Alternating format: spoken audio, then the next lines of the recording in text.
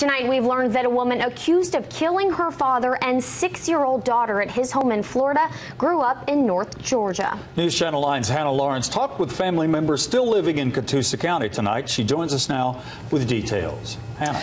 Well, Calvin and Kelsey, Cheyanne Jessie went to middle school and some of high school in Ringgold before graduating from Ridgeland High School. Jessie and had her daughter Meredith a year later, and that's when they moved to Florida with Jessie's father, Mark Weekly. Jessie's aunt and uncle tell me that she called them on July 28th to say that Weekly and her daughter were missing.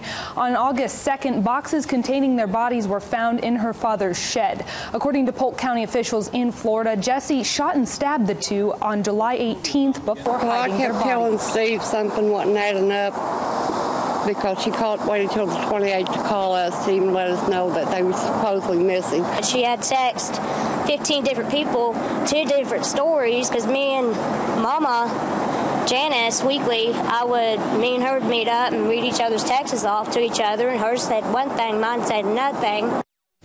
I asked them what they believe the motive of this crime was and if there were any warning signs. I'm working on that part of the story for 6 o'clock. Kelsey. Hannah, thank you. Well, tonight we've learned that a woman accused of killing her father and 6-year-old daughter at his home in Florida grew up in North Georgia. News Channel 9's Hannah Lawrence talked with her family members still living in Catoosa County tonight. She joins us now with those details. Hannah.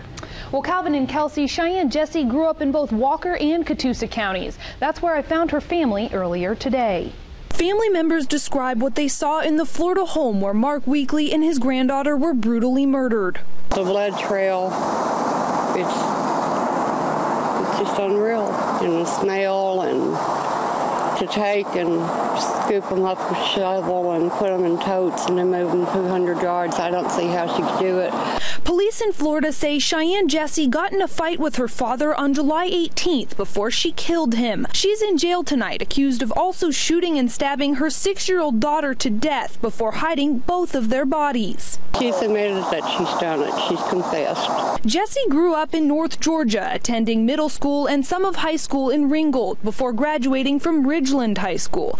She had her daughter Meredith a year later, and that's when she moved to Florida with her father. According to her aunt and uncle, Janice and Steve Weekly, Jessie was diagnosed with bipolar disorder when she was just 8 years old. She was okay as long as she got her way.